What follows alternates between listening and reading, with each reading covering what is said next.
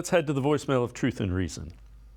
Yeah, hi guys. This is Ron from Cleveland. I was just channel surfing a little while ago and came across the NFL channel, and they were given their yearly ideas on what team was going to finish where in what division. They came up to the Cleveland Browns and had the goal to say that we had the worst owner because he spent too much money, and God knows that's terrible, and we had the worst coach and actually the worst quarterback in the AFC North. Our quarterback apparently isn't as good as Kenny Pickett. And to beat all, they had us finishing 8-8. Apparently we're so terrible that we won't be able to finish the season. So I'd like to hear what you guys think about the beating that the Browns keep taking in the media. Is it planned? Aren't they allowed to say anything good about it because we have a quarterback that had a problem a couple years ago? I don't know, but I'd just like to hear what you guys have to say. As always, go Browns. Woof. So I always appreciate all the voicemails. Jack, the beautiful part of it is they get to prove it out on the field. But I think the last couple of years, the team has underperformed relative to what I expected them to do, probably relative to what you expected them to do.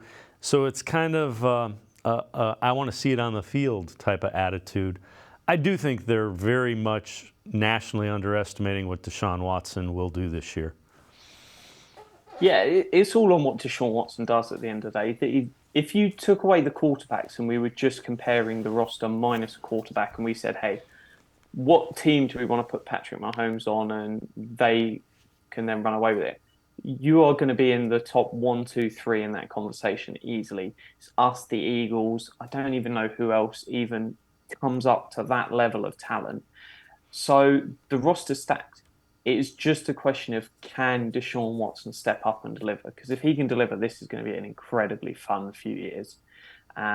In terms of the ownership, lots of people credit Andrew Berry for what is happening with the salary cap. How do the Cleveland Browns outspend the entire NFL? It isn't Andrew Berry that credit belongs to. It is Jimmy Haslam. And look, there's stuff in the past. Paul DePodesta and Sashi Brown wanted Sean McDermott. He gave him Hugh Jackson. There's been learning curve, and we're now at a point where he is digging into his pockets, outspending every owner in the entire NFL. The NFLPA absolutely love him. The other owners who aren't able to keep up with his cash richness and how much he's investing, they don't like him. And that's not our problem. Just go out there and let's see the results match the investment and the talent in this team. And it's on Deshaun Watson. We will find out. He only needs to be top 8, though. We're not demanding he has to be top 3 and compete with Mahomes, Burrow, and Josh Allen. Top 8, and this roster is going to be pancaking teams and in it until we're talking championship game, divisional round. That little bit of luck to come up against Patrick Mahomes and win a game, we could be talking about February football.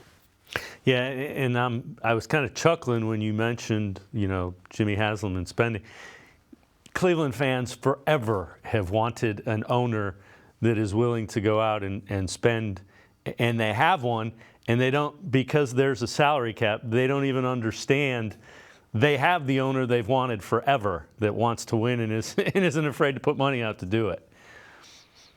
Oh, it's insane. You'd think there would be parity in the NFL because of the way the salary cap's designed, but what the Browns are doing is they're spending everyone else's budget that they would have in 2 years' time. The Browns are going, we're going to spend that now, and then next year we'll spend the budget we have in 2 years, everyone else has in 2 years' time then. And they are just so far ahead of the curve. And people are like, oh, I'm sure the Eagles and the Saints are doing the same thing. They're not. No one else is close to what the Browns are doing. The Eagles are still behind that. But you have Jimmy Haslam is redefining what an owner needs to step up and do if you want to compete at the top level of the NFL.